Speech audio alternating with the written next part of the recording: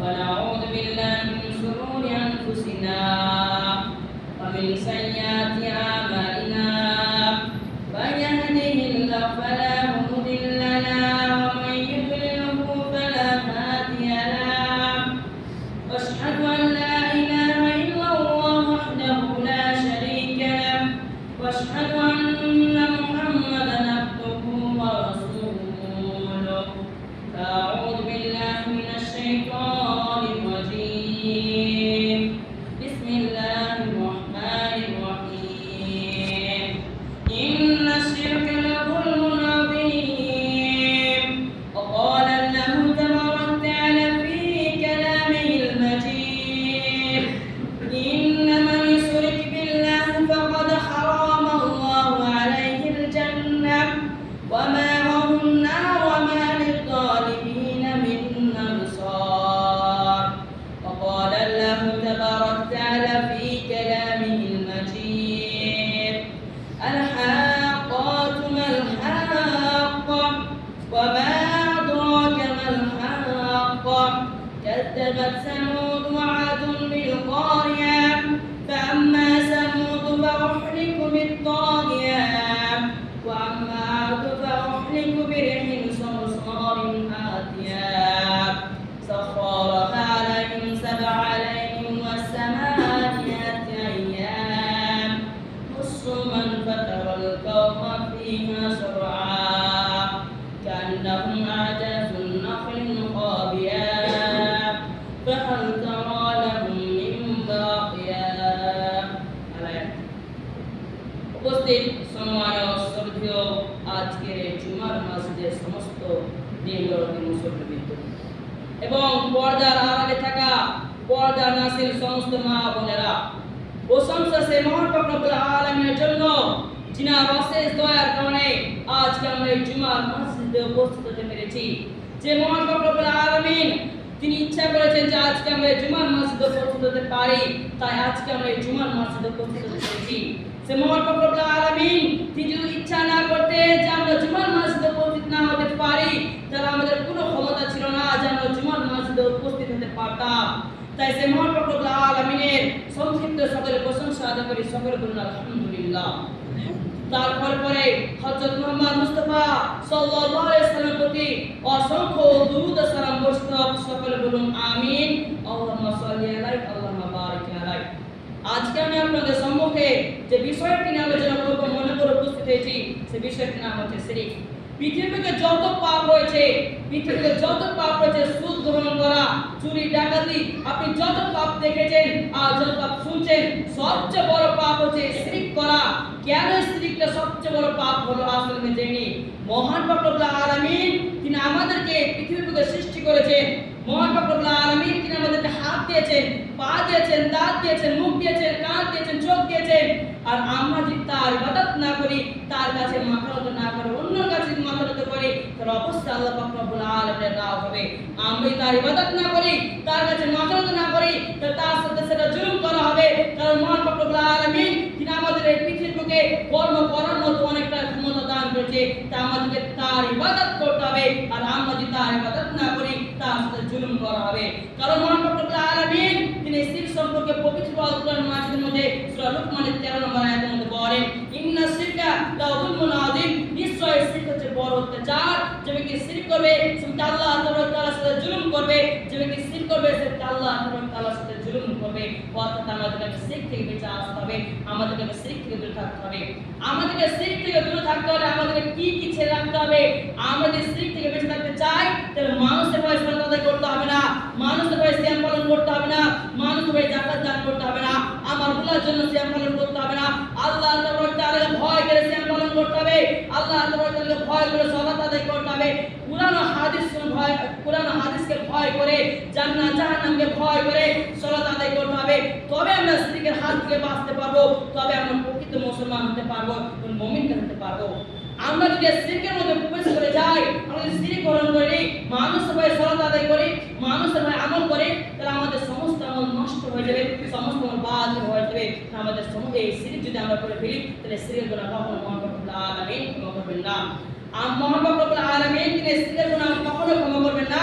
তো নবী করিম সাল্লাল্লাহু আলাইহি সাল্লাম তিনি একটি হাদিসের মধ্যে বলেন, আনাস রাদিয়াল্লাহু তাআলা আনহু থেকে বর্ণিত হাদিসটি তিনি বলেন যে আমি নবী করিম সাল্লাল্লাহু আলাইহি সাল্লামকে বলতে শুনেছি যে কিনা আল্লাহ পাক রব্বুল আলামিন বলেছেন, হে আদম সন্তান, হে পৃথিবীর সকল মানব জাতি, তোমরা যদি আমার কাছে সমুদ্রের ফেনা পর্যন্ত, সমুদ্রের ফেনা মতো বা আসমান থেকে জমিন পর্যন্ত যতটা ফাঁকা রয়েছে, এই ফাঁকা পূর্ণ যদি আমার কাছে কোনো গুনাহ নিয়ে চলে আসো, পাপ নিয়ে চলে আসো, আমি আল্লাহ ইচ্ছা করলে সেই গুনাহটি মাফ করতে পারি। কিন্তু যদি আমার কাছে শিরক নিয়ে চলে আসো, আমি সেই শিরকের গুনাহ কখনোই মাফ করব না।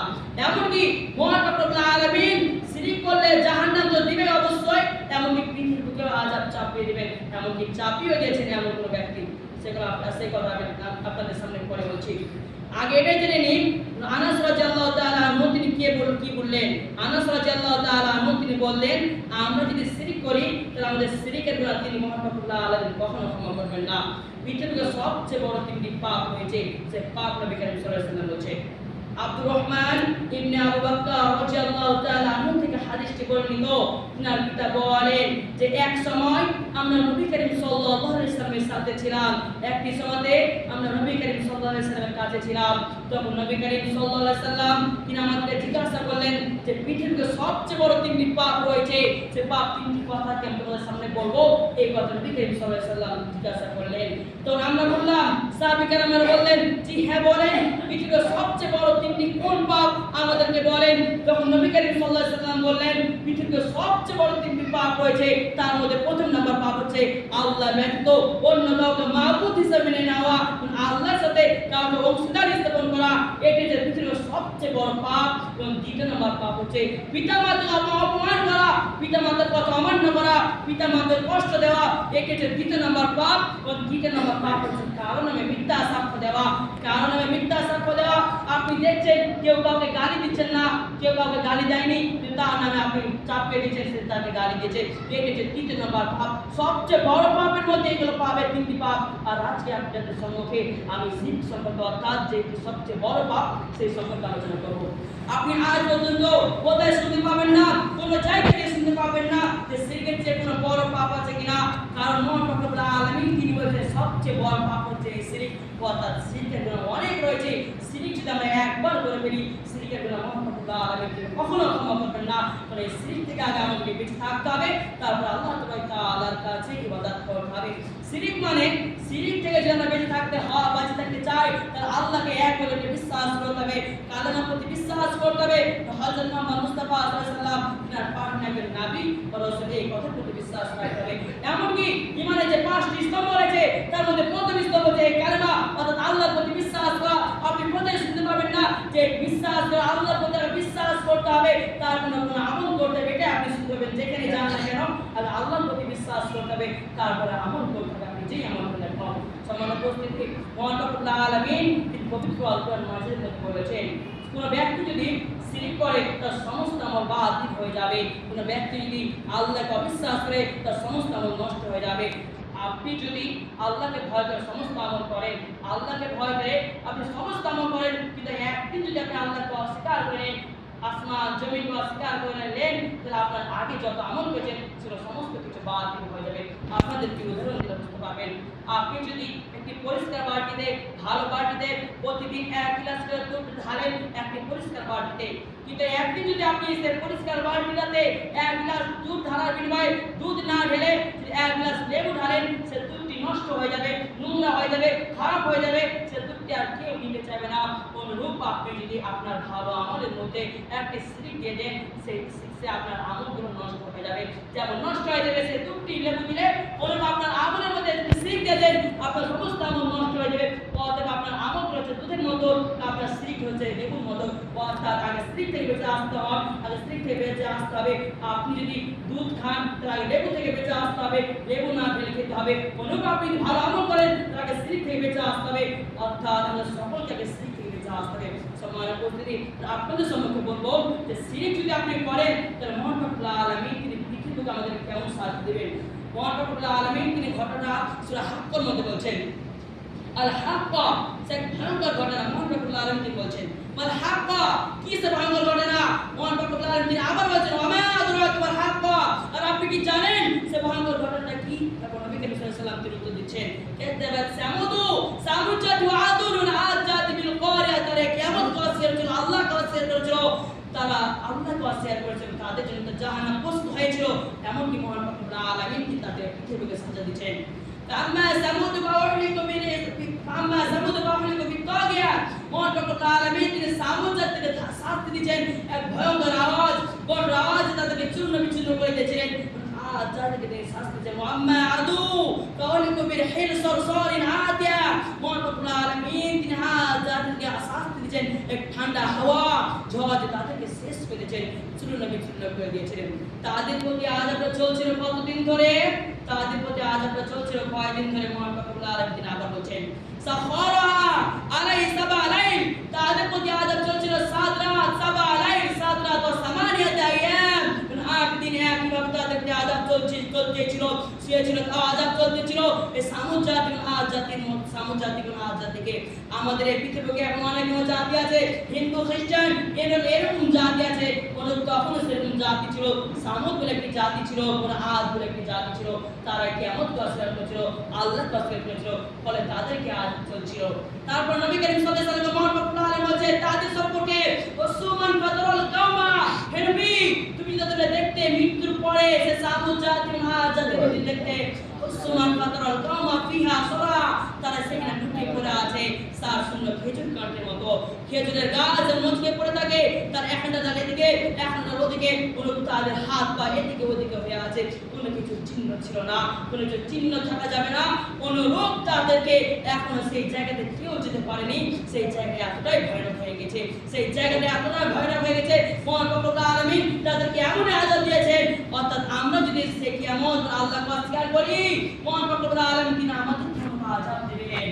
মহান রব্বুল আলামিন তারপরে সে সূরার মধ্যে বলেন, সূরা হাক্কার মধ্যে বলেন যে যখন আসমান ফেটে যাবে তখন সিংহায় ফুঁক দেওয়া হবে, একটি মাত্র ফুঁক দেওয়া হবে, ওয়া হুমিলাতিল আরজু ওয়াল জিবালু ফাদুক্কাতা দাক্কাতা ওয়াহিদা, পাহাড় পর্বত সমস্ত কিছু চূর্ণ বিচূর্ণ হয়ে যাবে, আসমান ফেটে যাবে, আসমান গলিত ধাতুর মতো হয়ে যাবে, ধাতু রক্ত রড তামা এগুলো যেমন গলে গলে পড়ে, অনুরূপ সেদিনকে যখন সিংহায় ফুঁক দেওয়া হবে আসমান গলে গলে পড়বে, আসমান গলে গলে পড়বে, ওর পাহাড় পর্বত সেটা রঙিন কাপড়ের মতো হয়ে যাবে, রঙিন কাপড় যেরকম হয় সেটা ওগুলো সেরকম হয়ে যাবে। যখন সিংহের মাছ সেদিন দেখতে হবে, সেদিন সংকট যাবে কিয়ামত, সেই দিনে সংকট যাবে কিয়ামত, যখন সিংহে ঘুম দেওয়া হবে সেদিন তোমাদের সকলকে উপস্থিত করাবে, তোমাদের কোনো কিছু গ্রহণ থাকবে না, তোমাদের কোনো কিছু গোপন থাকবে না।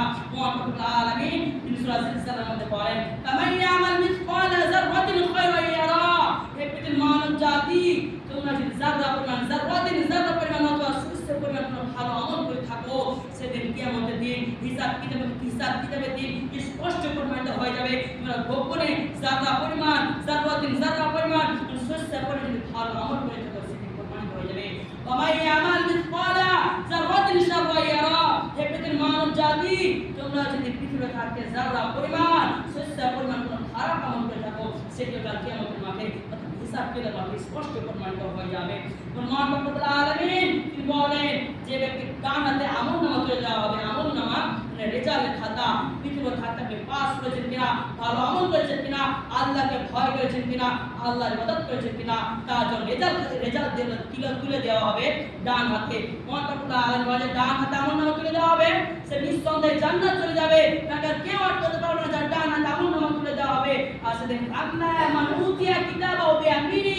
মহান রব্বুল আলামিন বলেন, যার ডান হাতে আমলনামা তুলে দেওয়া হবে, সে বলবে তার পাড়া প্রতিবেশী, বন্ধু বান্ধবদের, ভাই বোনদের, পিতা মাতাদের সকলকে বলে, সন্তান সন্তানদেরকে বলবে, নাও আমার আমলনামা পড়ে দেখো, আমার রেজাল্টের খাতা তুমি পড়ে দেখো। সে এই কথাগুলো বলবে, কারণ কেউ যদি কোনো জায়গাতে পাস করে নেয়, সকলকে মুখ দেখে দাঁড়ায়, নিজেকে অনেক বড় গর্ব করে, সেদিন তার গর্ব করবে, নিজেকে অনেক বড় গর্ব করবে। সে বলবে, ইন্নী জানান্তু, সে বলবে, আপনি মুনাফিক হিসাবে আমি জানতাম আমার আমলনামা আমার ডান হাতে তুলে দেওয়া হবে, আমি জানতাম আমি একদিন অবশ্যই জান্নাত যেতে পারবো।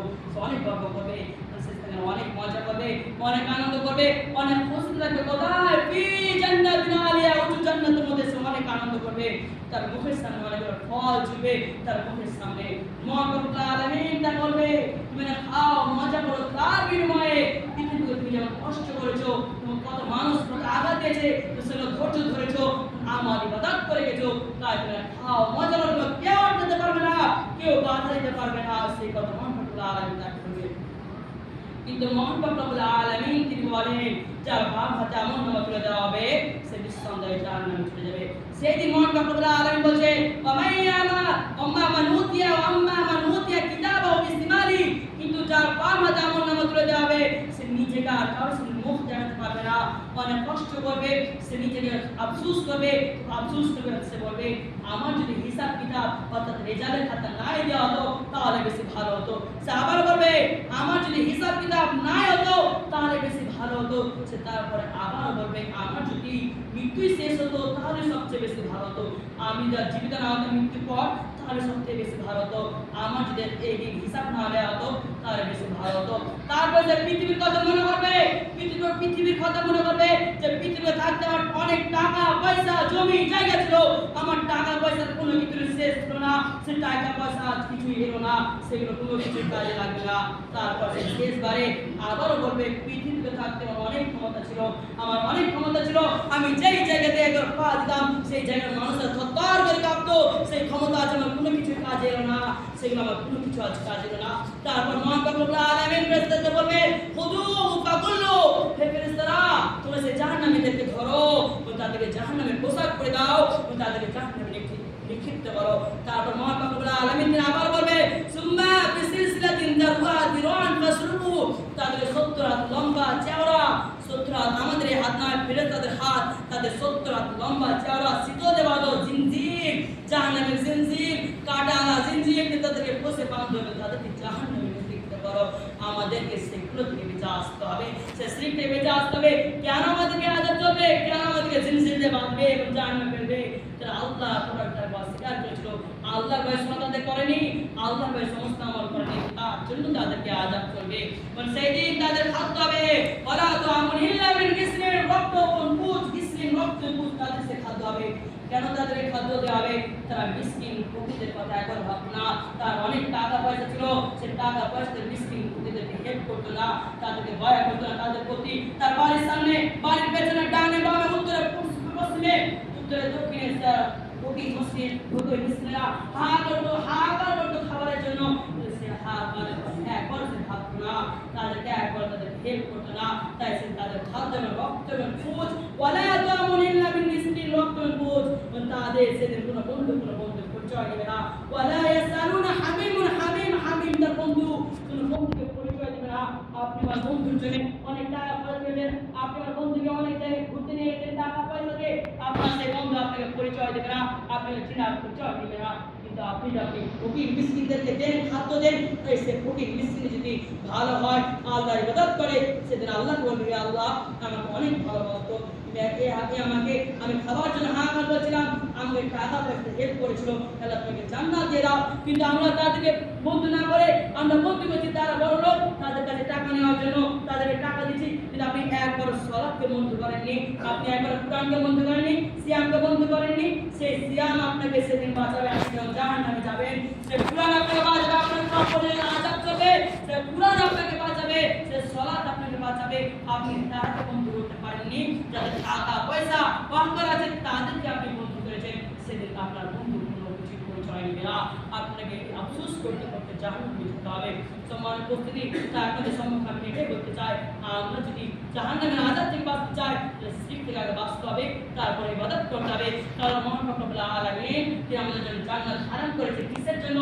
মহান রব্বুল আলামিন তিনি পবিত্র আল কোরআন মাজিদের মধ্যে বলেন, ইন্নামা ইশরিক বিল্লাহি ফাকাদ হারাম। কোন ব্যক্তি যদি আল্লাহ ব্যতীত কাউকে মাবুদ হিসেবে নাই, কোন ব্যক্তি যদি আল্লাহ ব্যতীত কাউকে মাবুদ হিসেবে মানে নিজের অংশীদার স্থাপন করে, তাহলে আল্লাহ বলেন আমি হারাম আল্লাহু আলাইহিল জান্নাহ, যার জন্য জান্নাত হারাম করেছি, তার জন্য জান্নাতকে হারাম করেছি, সে জান্নাতে কখনোই যেতে পারবে না।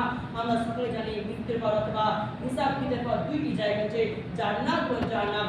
আমাদের জন্য যদি মহান রব্বুল আলামিন জান্নাতকে হারাম করে দেয়, আমাদের জায়গা কি হচ্ছে? জাহান্নাম। মহান রব্বুল আলামিন ওই আয়াতে বলেন ওয়ামাহুম নার, তার বসবাস স্থান জায়গা হচ্ছে সেই জ্বলন্ত আগুন অথবা সেই জাহান্নাম। সেই জাহান্নামে তাদেরকে থাকতে হবে, সেই জাহান্নামে তাদেরকে চিরস্থায়ী থাকতে হবে। তার যে শিক্ষার মধ্যে না বেঁচে আছে, মহান রব্বুল আলামিন তিনি সেই আবার বলেন ওয়ামা লিযালিমিনা মিন আনসার, অত্যাচারীদের সেই জুলুমকারীদের সাহায্যকারী থাকবে না, তাদেরকে কেউ সাহায্য করবে না। যারা শিরক করে ফেলে তাদের আমাদেরকে কেউ সাহায্য করবে না, আমাদেরকে আফসোস করতে করতে জাহান্নামে দিকে ফিরে যেতে হবে। তা আপনাদের সম্মুখে আমি খুব আহ্বান করে বলবো যে শিরক থেকে আগে বাঁচুন, তারপর আল্লাহ তাআলার কাছে ইবাদত করুন। আল্লাহ তাআলার কাছে আপনি ইবাদত না করেন, মানুষ দেখেন আপনি ইবাদত করেন, তাহলে নিঃসন্দেহে জাহান্নামে চলে যেতে হবে। তারপরে আজকে আমার মূল আলোচ্য বিষয় ছিল শিরক, তারপরে সাথে সাথে সম্মুখে আমি আরেকটি বিষয় নিয়ে আমার সংক্ষিপ্ত আলোচনা শেষ করব ইনশাআল্লাহ। সেই বিষয়টি খুবই নতুন, দাড়ি কাটা। মহান রব্বুল আলামিন তিনি দাড়ি কাটা সুন্নত করেননি। নবী করিম সাল্লাল্লাহু আলাইহি ওয়াসাল্লাম দাড়ি কাটা সুন্নত নয়, দাড়ি কাটা অপরিহার্য। কারণ মহান রব্বুল আলামিন তিনি দাড়ি কাটা সম্পর্কে পবিত্র আল কোরআন মাজিদের মধ্যে শুধুমাত্র একটি জায়গার মধ্যে বলেছেন এই দাড়ি কাটা সম্পর্কে। সেই জায়গাটির নাম হচ্ছে, সেই সূরাটির নাম হচ্ছে সূরা তাহা। সূরা তাহার মধ্যে মহান রব্বুল আলামিন তিনি দাড়ি কাটা সম্পর্কে বলেছেন। মুসা আলাইহিস সালাম যখন হারুন রশিদকে মারতে যায়, তার ভাইকে দাড়ি ধরেছিল, চুল ধরেছিল। ঘটনাটি খুবই বড়, আপনাদের সম্মুখে আমি ছোট করে বলবো ইনশাআল্লাহ। সেই ঘটনাটি হচ্ছে মুসা আলাইহিস সালামকে যখন সেই ফিরাউনেরা তাড়া করছিল, তখন মুসা আলাইহিস সালাম যখন পালাচ্ছিল, সামনে একটি নদী পড়েছিল এবং পেছে সেই ফিরাউনেরা তাদের তাড়া করছে। তখন মুসা আলাইহিস সালাম তিনি ভাবলেন এবার আমি কি করব, সামনে যায় তো নদীতে ডুবে যাবো, যদি পেছনে যায় তারা ফেরাউনের কাছে মার খেয়ে নেবো, তারা আমাদেরকে শেষ করে দেবে। তখন মুসা আলাইহিস সালাম ভাবলো এবার কি করা যায়। সে মুসা আলাইহিস সালামের দলের মধ্যে অর্থাৎ মুসা আলাইহিস সালামের কওমের মধ্যে একটি মানুষ ছিল, একজন ব্যক্তি ছিল, সে ব্যক্তি হচ্ছে সে ফিরাউনের বংশ। সে ইসলাম গ্রহণ করেছিল, মুসা আলাইহিস সালামের দিকে হয়েছিল, কিন্তু ভালোভাবে মুসলমান হয়নি। সে ভালো মুসা আলাইহিস সালামকে মেনে নেয়নি, আল্লাহকে মেনে নেয়নি। সে ফিরাউনের দলকেও মানতো, সেও পালাচ্ছিল, তাদের ভয়ে সেও পালাচ্ছিল। সে ভাবলো এখন আমরা ঠেকে গেছি, অবশ্যই আল্লাহ তাআলার তরফ থেকে সাহায্য নেমে আসবে। মুসা আলাইহিস সালাম তিনি বাঁচাতে পারবে না, অবশ্যই আল্লাহ তাআলার কাছ থেকে সাহায্য নেমে আসবে। তখন মহান রব্বুল আলামিন মুসা আলাইহিস সালামকে বললেন, হে মুসা তোমার হাতটা কি? তো মুসা আলাইহিস সালাম বললেন আমার হাতে লাঠি, সে লাঠিটা মারো, সে নদীতে আবার রাস্তা হয়ে যাবে। তো মুসা আলাইহিস সালাম মারলে লাঠিটা রাস্তা নদীতে মারলে রাস্তা হয়ে গেল। সে রাস্তাটা তার জন্য হয়নি, লাঠিটা মারার জন্য সে রাস্তাটি হয়নি। মহান রব্বুল আলামিন সে ফেরেশতাদেরকে পাঠিয়েছিলেন যে যাও তোমরা পা দিবে, সেটা রাস্তা হয়ে যাবে। সেইটা খেয়াল করেছিল সেই ফিরাউনের দল বড়, অর্থাৎ ফিরাউনের সে বংশধর যে একজন ব্যক্তি ছিল ওখানে, সেটা খেয়াল করেছিল এবং তাকে শয়তান আশ্বাস দিচ্ছে, যে ব্যক্তি শয়তান আমাকে বলছে যে এখানে ফেরেশতারা আসবে, সেইখানে যেখানে পা দিবে তুমি সেই জায়গার মাটিটা নিয়ে নাও। কারণ ফেরেশতারা যে জায়গাটা পা দেয় সেই জায়গার মাটিটা খুবই উপকার হয়, অর্থাৎ তুমি এখানে মাটিটা নিয়ে নাও। যখন ফেরেশতারা সেখানে পা দিলে রাস্তা হয়ে গেল, ফেরাউনরা চলে গেল।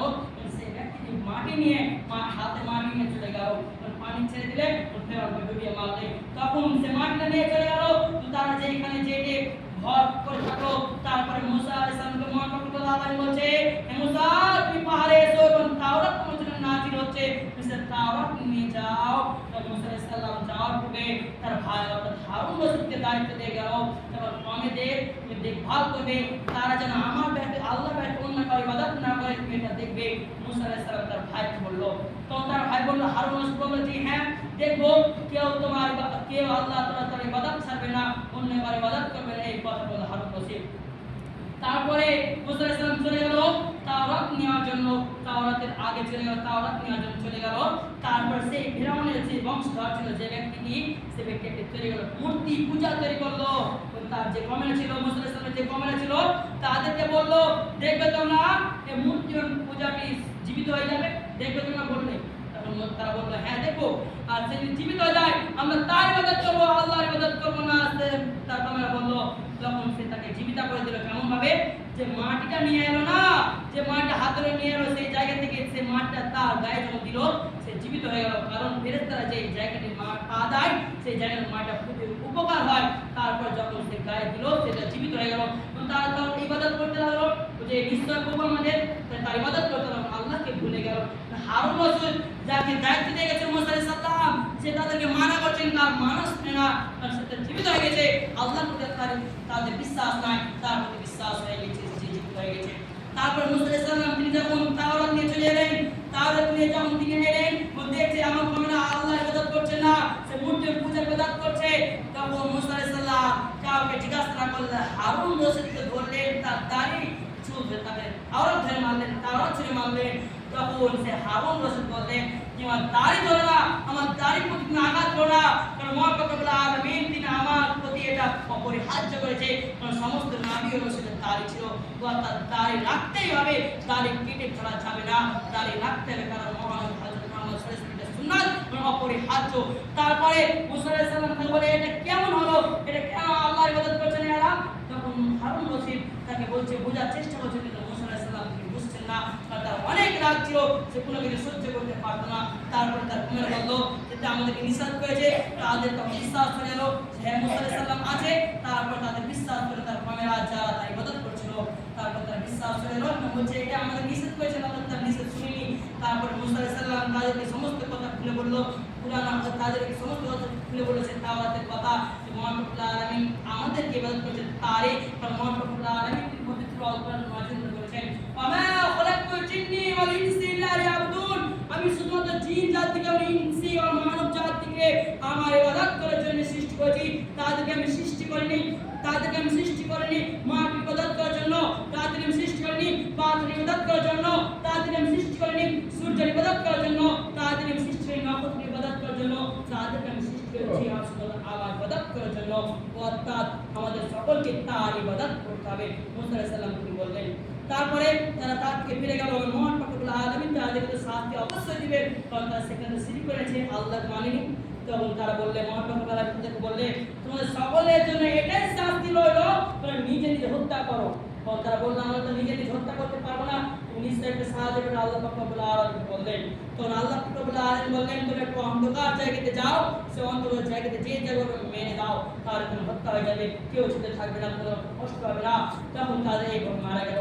কিন্তু যে ব্যক্তি ফেরাউনের যে বংশধর ছিল, যে সকলকে আল্লাহর ইবাদত মানতে মানা করেছিল, তার জন্য শাস্তি হয়েছে, তোমার সাথে কেউ কথা বলবে না, তুমি কারোর সাথে কথা বলতে পারবে না, কেউ যদি কথা বলে তাও তুমি শুনতে পাবে না, তোমার মন ভারী করে থাকতে হবে, তুমি চাই তোমার তাই করতে হবে, কিন্তু তোমার আল্লাহর ইবাদত করতে হবে, কিন্তু তোমার সাথে কেউ কথা বলবে না। সে কষ্ট করতে করতে মহান রব্বুল আলামিন বলছে, আল্লাহ তুমি মৃত্যু নিয়ে নাও, আমি আর এটা সহ্য করতে পারছি না।